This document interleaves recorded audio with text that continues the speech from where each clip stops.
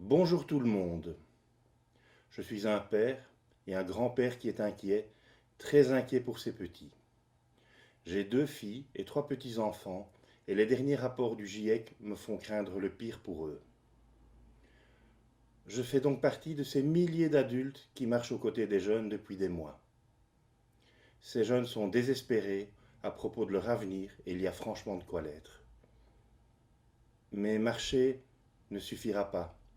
Le temps est venu d'agir et nous pouvons le faire, chacun à notre mesure. Une grande opportunité se présente à nous aujourd'hui, car les 5 années à venir seront décisives pour initier le changement, garder une planète habitable et préserver la paix. Vu l'urgence, nous n'avons plus une minute à perdre. Le 23 octobre aura lieu le vote le plus important du Parlement européen pour les 5 prochaines années. Ce vote du Parlement européen décidera de la mise en place de la nouvelle Commission européenne.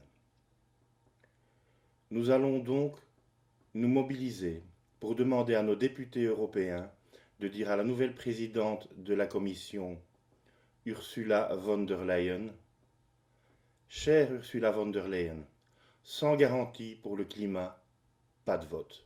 Il n'y aura pas de nouvelle Commission européenne tant que vous ne nous donnerez pas les garanties nécessaires pour pouvoir mettre en œuvre une politique à la mesure de l'urgence climatique. Vous avez annoncé que vous mettriez en place un Green Deal européen et une loi climat dans les 100 premiers jours de votre investiture. Mais pour gagner, il faudra isoler tous les bâtiments, investir dans le transport, l'énergie et l'agriculture propre.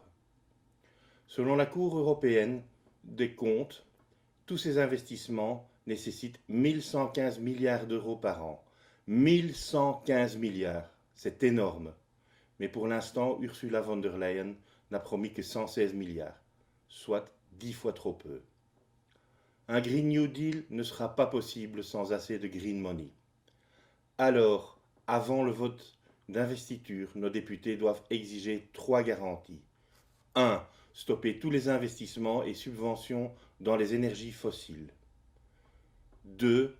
Adopter le plan climat-emploi qui crée une banque du climat capable de fournir 300 milliards par an en prêts à taux zéro, ainsi qu'un budget de 100 milliards d'euros par an financé par un impôt européen sur les bénéfices des grandes entreprises.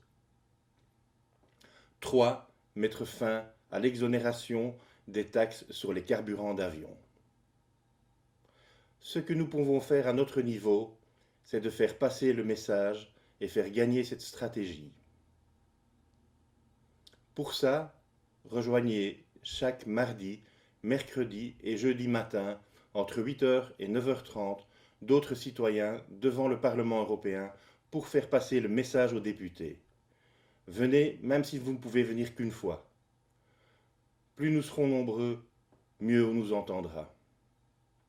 Interpellez aussi vos députés en ligne sur noguarantesnovotes.eu. Et n'oubliez pas, il s'agit de l'avenir de nos enfants, de nos petits-enfants et peut-être aussi du nôtre. Merci de m'avoir écouté.